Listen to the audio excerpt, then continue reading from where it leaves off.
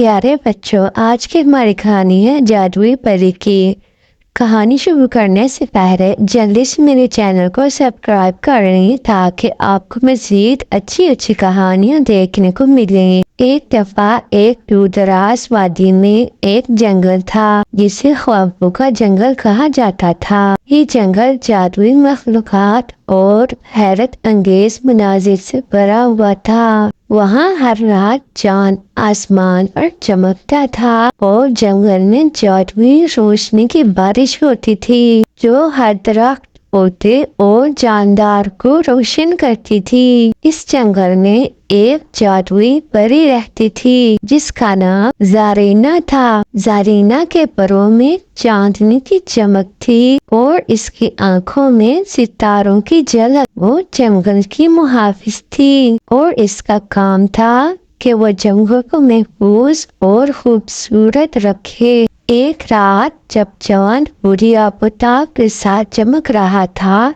زرینہ نے محسوس کیا کہ جنگل میں کچھ ٹھیک نہیں ہے۔ اس نے دیکھا کہ درخت مرجھا رہے ہیں اور جاندار اداس ہیں۔ اسے معلوم ہوا کہ جنگل کی جادوئی روشنی کمزور ہو رہی ہے۔ زرینہ نے فوراً اپنے دوستوں کو بلایا۔ ان میں ایک عقل مند خرگوش، ایک خوبصورت ہرن اور ایک گانے گانے والا پرندہ شامل تھا۔ انہوں نے مل کر فیصلہ کیا کہ انہیں خوابوں کی جھیل تک جانا ہوگا جہاں جادوئی روشنی کا راز چھپا ہوا تھا۔ سفر کے دوران انہوں نے مختلف مشکلات کا سامنا کیا۔ کبھی گھنے درختوں کے بیچ راستہ گم ہو جاتا، کبھی تیز ہوا انہیں پیچھے دھکیل دیتی، لیکن زرینہ اور اس کے دوستوں نے ہمت نہ ہاری۔ وہ جانتے تھے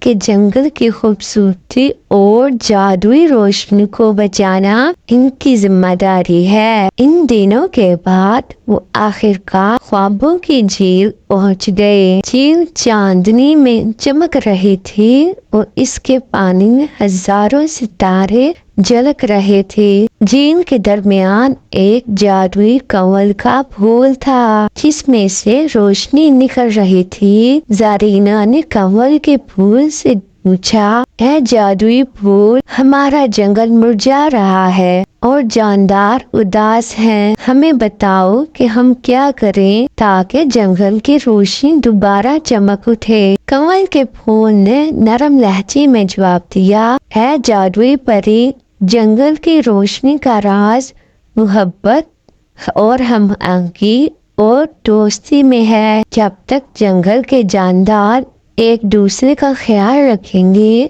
اور محبت سے رہیں گے، روشنی کبھی مدھم نہیں ہوگی۔ پری نے اپنے دوستوں کے ساتھ مل کر اس پیغام کو پورے جنگل میں پھیلایا۔ انہوں نے ہر مخلوق کو یاد دلایا کہ محبت اور ہم آہنگی جنگل کی خوبصورتی کا راز ہے۔